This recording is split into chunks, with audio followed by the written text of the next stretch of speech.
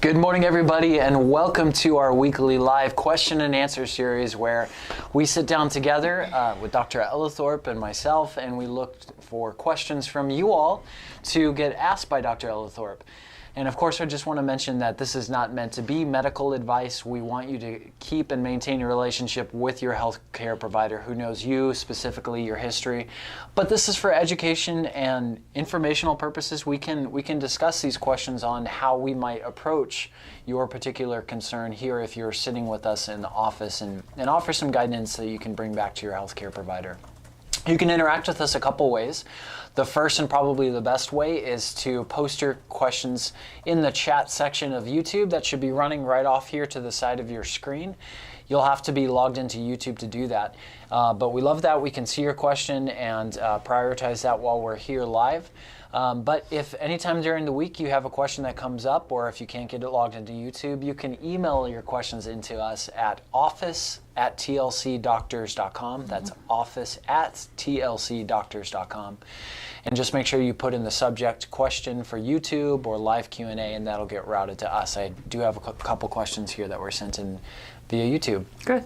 Yeah, via email, right? Email. Via email. Via email, okay. right. Mm-hmm. Okay. And Dr. Ellithorpe is also, if you weren't aware, here on Monday evenings at 6 o'clock, and that tends to be just her in the audience, a little bit of a longer format. So be sure to tune in on Mondays. And if you haven't already, subscribe to the channel. That way you can see what videos you watch, what you haven't. You can hit the notification bell and see right away when something comes out. And it really helps us, especially when you hit that like button. So thank you. Well, should we jump in? Yes, absolutely. Great, let's do it. All right, first question is from Ophelia, and she says, Dr. Rita, do you recommend MMS and DMSO for detoxifying heavy metals? I think that's MSM, methylsulfonomethane, MSM and DMSO. I'm familiar with them. I have used them in the past, and I haven't found a need to keep on using them. DMSO is facilitates absorption and penetration, okay? MSM, methylsulfonomethane, is something that helps for sulfation, for the collagen links and stuff that are involved in joint repair, healing, pain, and so forth. So I'm not against it. I push, lose weight if you have too many pounds per square inch, pounding on your joints, and low carb, water, systemic enzymes, and then eat a healthy diet. And that if you're eating eggs, you're going to get plenty of sulfa in the egg yolks. That's what that stinky smell of rotten eggs is. And so, yeah, you can use that stuff, but I think there are other things we can use better. Right. Next question is, I've been taking Detoxamin 750 milligrams suppositories 4 times a week. Does heavy metal removal cause side effects like pimples, headaches, fibromyalgia? Should I cut back my usage due to side effects? I stopped using Detoxamin maybe 6 years ago. Right, and as far as I know, it's not available anymore because the FDA said this is a drug. Now, Detoxamin was simply EDTA, with some specifications put into suppository, and with a doctor's prescription, you can't get that from a compounding pharmacy. Right, so I'm not sure the quality of what she's using. Right. So that's a question, and EDTA is only a prescription by a physician. The dosing of 750 milligrams 4 times a week is not excessive if it's a quality product, and it promotes detoxification. Would that be associated with pimples and fibromyalgia? I would say no, because I haven't seen that. All right, so I have decades of experience with EDTA, chelation, Detoxamin, or suppository methods, and I've never seen that as an issue. In fact, the reverse is true. It would help you in general.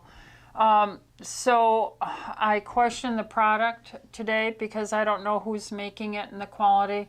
And no, I don't see those as a scenario associated with it. Okay. Is it safe to take orthomolecular Vascusine while pregnant? Absolutely. You're full of enzymes. All the time? All the time. And these enzymes help to repair cells and remove debris, and it's quite safe. Mm-hmm. Yep, my wife was taking both Vascusine and sometimes Vitalzyme while we were pregnant not too long ago. In fact, the symphysis pubis, which is the cartilage between the two joining pelvic bones, needs to soften up for the process of delivery, and that would be a very helpful thing. Okay, I took birth control pills for 30 years. What kind of damage does that do? P.S. I like Sean's suggestion best for title of group. Oh, wonderful. Yeah, he had something like TLC Health Freedom Tribe. Okay. Yeah, TLC Health Freedom Tribe, right. So, yeah, we got to decide on a name. So thank you for letting me know what your suggestions are, and hopefully we'll announce it next Monday night. Birth control pills are a mimic synthetic foreign molecule that mimics ovulation or progesterone, which is human natural. So the chemicals they use to mimic that are called progestins, chemically speaking. And that stops ovulation, and there are other components in various birth control pills that in general, without your normal hormonal milieu occurring, you've lost all those ovulatory cycles where progesterone would be helping to build up your bones. Most estradiol, most birth control pills are associated with a low estrogen situation. So you've lost all the estrogen for building up your anti-aging, your femininity, your libido, and your bones. There are over 400 biochemical blessings that estradiol gives to a woman, just like there's hundreds for testosterone for a man. If you take birth control pills, it's like catapulting yourself into menopause. And with that, it accelerates aging. Now, it is recoverable. That's the good news with natural hormone replacement therapy, so it's recoverable. There is a book out there called Estrogen Matters, written by gynecologists and researchers. Our gynecologists here, Dr. Merrick and Dr. Mitchell, did a lecture on that. If you go to TLC YouTube and you scroll down about 2 years ago, you'll see Dr. Merrick and Mitchell sitting at a table like we are, and they're talking about the book Estrogen Matters and many of these questions in depth about birth control. But I'm against birth control. I like babies. Have more babies, Talon. All right, next one. We're just going to move right on past that. So Debbie asks, I heard you say that if we do a fast and if you get to a point you are so hungry that you can't take it, you can take a tablespoon of olive oil. Doesn't this break the fast? Thanks for all your info. Yes, technically that does break the fast, okay? You're adding calories in. However, you're adding pure fat. Right. It's the same thing if you took a tablespoon of like coconut oil. But you are breaking the fast because you're adding calories, but you're not getting that insulin spike that you're getting when we're eating all the time. So you're still getting a lot of the benefits, and fats are very satiating. You're essentially not harming your fast by doing that. And you have to keep on doing this until you build up the tolerance where you can go through even to the point where you're so hungry. So I have long since gotten through that on my 5 and 7 day fasts. And I would say do not be ashamed if you have to take a tablespoon of olive oil. Right. In fact, one of the big things that spurred on this idea of fasting and intermittent fasting was the popularity of the Bulletproof Coffee, and Dave Asprey, who started touting the benefits to the community. You doctors were already aware of this, of fasting, and that Bulletproof Coffee in the morning when you're adding the butter and or the MCT oils or the coconut oils is helping people get into fasting that have never fasted before. Absolutely. So you're not going to really sacrifice any of the benefits. Okay, Michael says, I've been taking Detoxmin every other evening and have a bowel movement within 30 minutes. Is this normal? I can say from personal experience, when I was taking the suppositories, I remember that it would stimulate that. But I mean, if it's a suppository, it's getting out of there very quickly. Right. If this, your sphincter? If this is your sphincter right here and you shove in the suppository and it is just sitting right within the anal sphincter right there, that has receptors for volume and stretch, and it will stimulate a bowel movement. What you have to do is what we call a two-knuckle approach, where you really shove that up your anus so that it is not sitting in that rectal vault right there that has known feedback to stimulate a bowel movement, because it has to be retained for about 2 hours to be absorbed, is the understanding. Right. Yeah, and I would remember, and especially when we were prescribing a lot of detoxin back in the day, this question came up a lot, and what you suggested is definitely the first step. Make sure you're putting it in far enough, and second is you just you have to tighten down and bear down and realize, okay, this isn't a true bowel movement stimulation feeling. I should just try to keep, hold it in. Okay, fun stuff to talk about. Do you have any opinion? Make sure I'm not missing one. I have a joke, Talon. Of course you do. What did the hamburger boy, or how did the hamburger boy introduce his girlfriend? I don't know. Meet Patty. Meet Patty. Do you have an opinion about Novavax? Also, how about Paxlovid as a preventative for COVID? Paxlovid. So do you have an opinion about Novavax and an opinion about Paxlovid? I'm familiar with Novavax, and that is more of a traditional type design vaccination that is taking SARS type virus particles and attenuating them or killing them. And then, so if that seems to be more historically acceptable. The other one I am not familiar, so I'm going to have to, how do you spell that, Talon? Paxlovid. Paxlovid. So that's new to me on the Paxlovid, and I can't make a comment on it. So I'll look up on that and maybe have some statement on it Monday night. Okay. So tune in Monday night for Dr. E's opinion on Paxlovid. I'm going to turn real quick here to an email. So Lisa wrote, Lisa, we answered this question a couple weeks ago, but I can answer it quickly here with Dr. E. I was chelating in the lab recently. One of the patients was commenting on supplements he took to ensure the toxins were drawn out of his system after chelating as opposed to sticking inside. Are you recommending any supplements before, during, and after chelation? And Dr. Ellithorpe said no. There's no supplements that we indicate that we direct patients to take before, during, or after chelation. Yeah, those toxins that are being drawn out are being bound or chelated to the EDTA, and it's going to be removed from your system. Follow-up question: when Dr. E recommends eating raw nuts and seeds over roasted, when raw nuts are purchased, do they need to be rinsed before eating? Also, are the skins of almonds good for us? Are there nuts that you recommend consuming over others? I like walnuts, and I like pecans, and then in the next in order would be almonds. And the reason for this is the healthy fatty content is the richest, and some of the zinc in it is richer in a walnut than a pecan than a almond. The skin of the almond is a high fibrous supportive material as well, and yes, it is good. So, okay.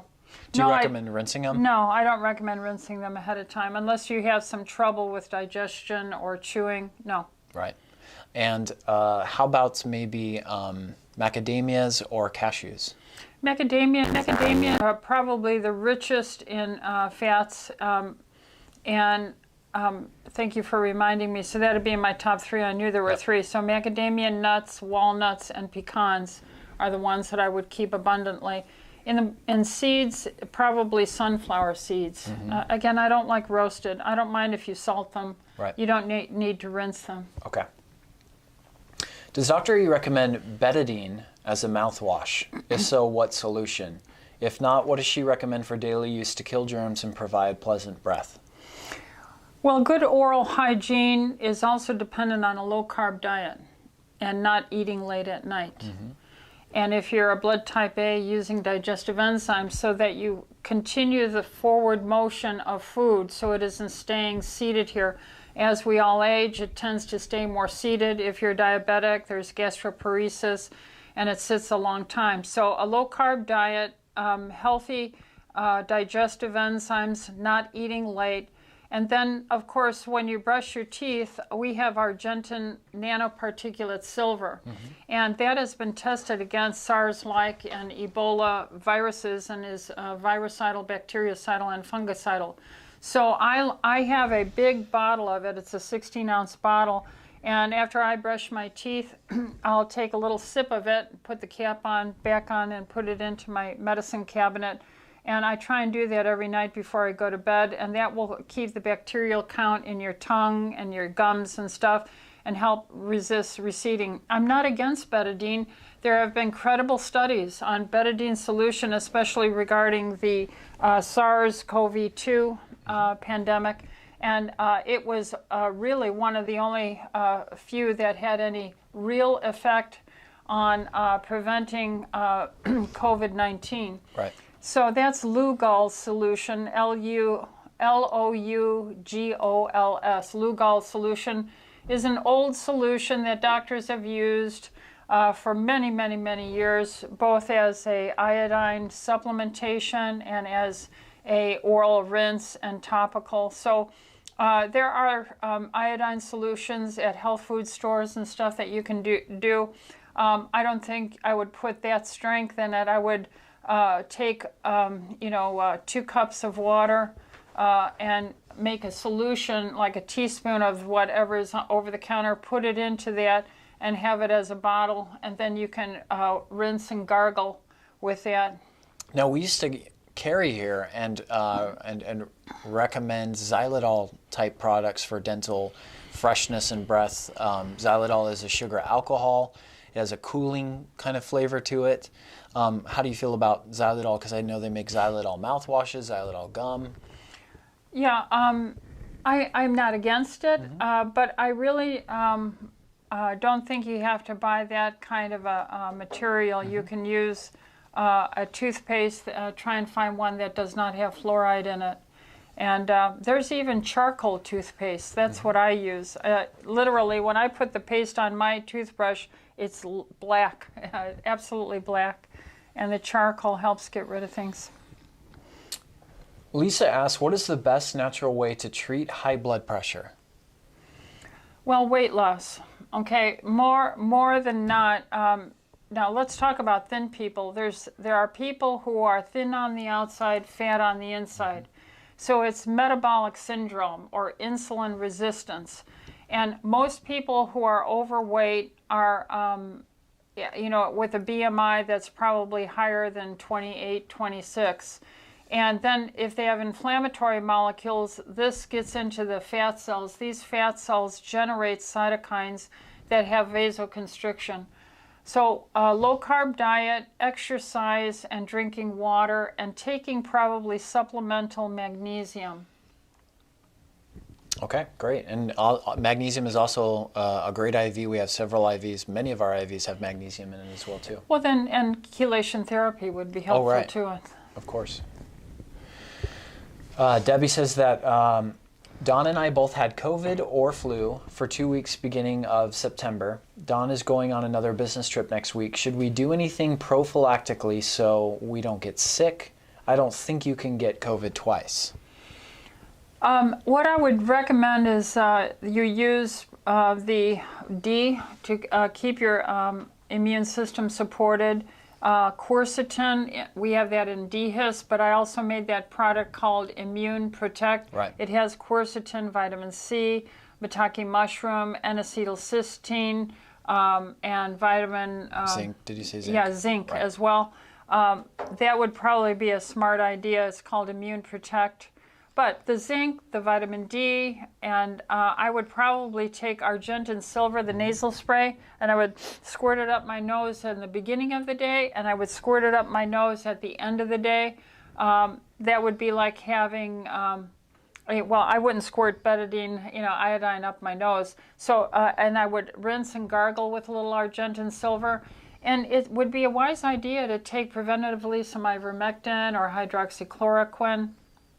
And I would look at travel as a time to fast, because eating out and restaurant foods is so fraught with contaminated fats and hidden high fructose corn syrups. So try and have your husband look at his travel times as fasting times as much as Fasting is very beneficial for your immune system. Right. Right. Okay.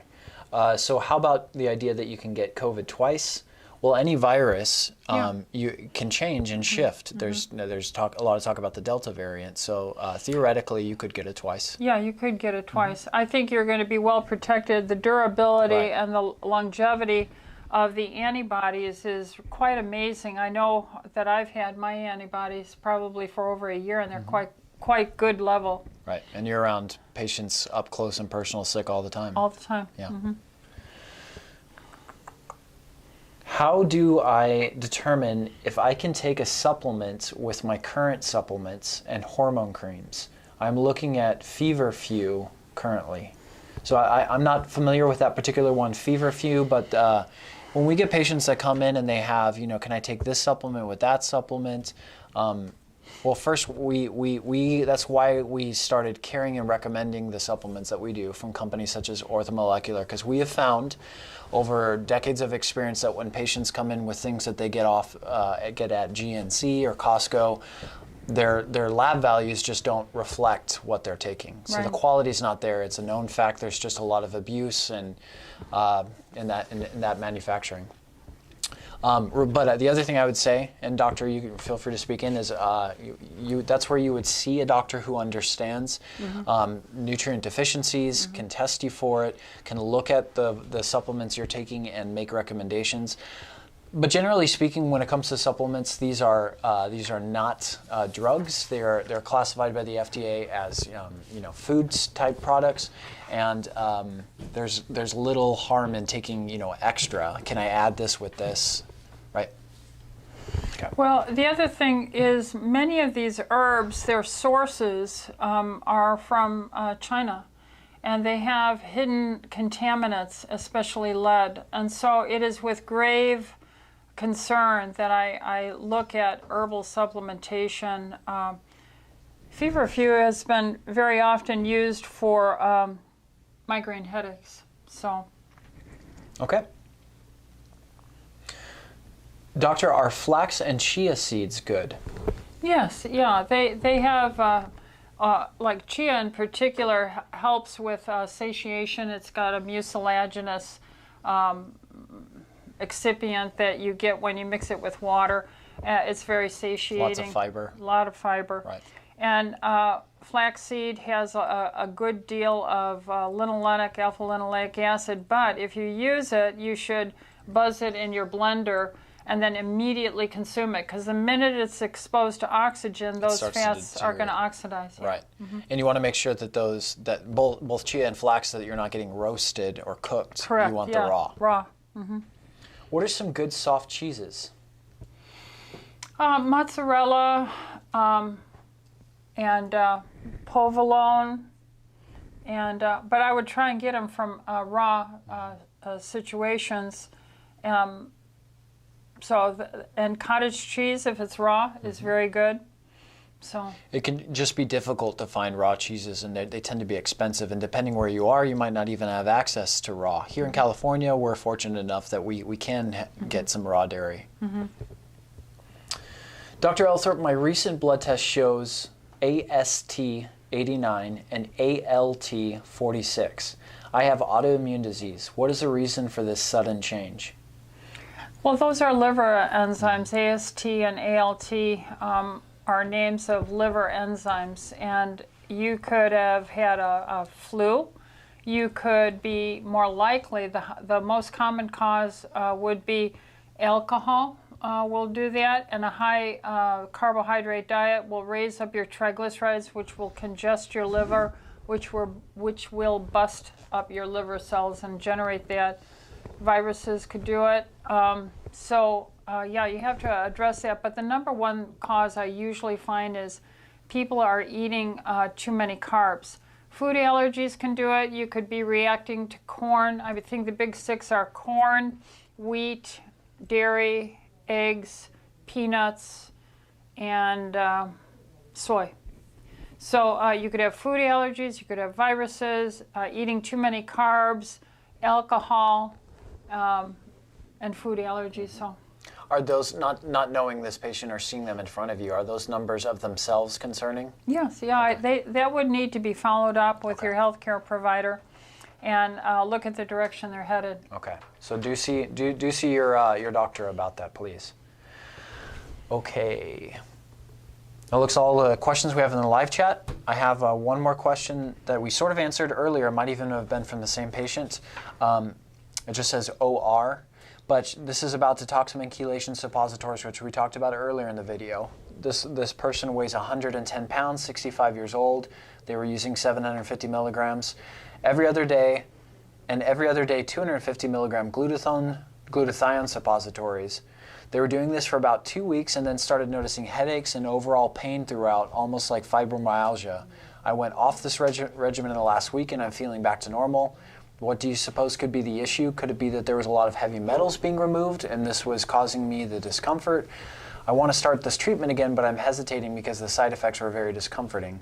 My doctor thought there may be some depletion of minerals like potassium, magnesium when on continuous chelation. She suggested to replenish with a Myers infusion, which will have magnesium, calcium, pyridoxine, B complex, and ascorbic acid, plus is great for hydration. What are your thoughts? I had that study that we did, the men for 6 months who used the detoxamine that we had developed and done the research on for delivery, and they used it 6 months, and not one of them had that problem. And they were on 1,500 milligram strength. They were on 1,500 milligram every single night. Right. And subsequent to that, I used it for years here, although I'm not linked with their production anymore and have no access to it, but I never saw those results. Right. So I don't know who's making this detoxamine, and I'm not convinced, that from what I'm hearing, that this is something that is,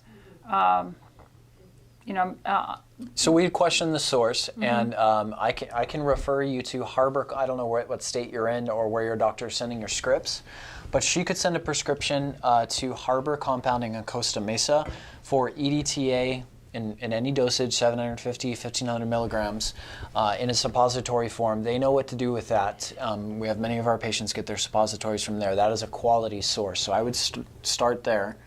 And what would you think, though? There are some patients that have a sensitive, almost like Herx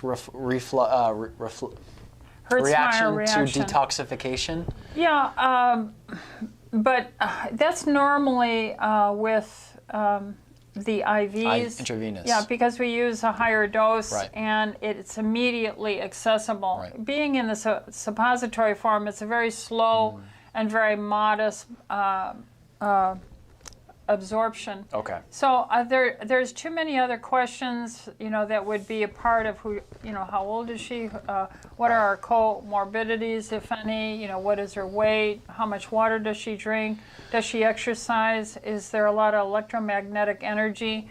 I mean, if you're moving metals, you want to be staying away from your phone and electromagnetic energy in a detoxing situation. Right. But mineral depletion with EDTA, I've really never seen it. I've never seen it. Not that a Myers would hurt at all. It's Yeah. a great IV. Yeah. But no, I've never seen that. Although we, by tradition, teach in ACAM to give a multi-mineral vitamin at the same time as you're doing this, but I've never seen it happen. Okay. Well, we got through all of the live chat, and we got through the emails, and we're out of time. So did you want to end with something? Yeah, I want to... I see a lot of papers here. Yeah, I want to topically bring something up. This is an article that was published by Dr. David Martin, who is a patent lawyer and researcher, and he pulled a quote from Peter Daszak, who is the EcoHealth at Wuhan lab. And this quote was made by him at the National Institute of Sciences lecture on February 12, 2016. And I want to read this to you. It says, until an infectious disease crisis is very real, present, and at emergency threshold, it is often largely ignored. To sustain the funding base beyond the crisis, he said we need to increase public understanding of the need for major crisis management such as a pan-influenza or pan-coronavirus vaccine. A key driver is the media, and the economics follow the hype.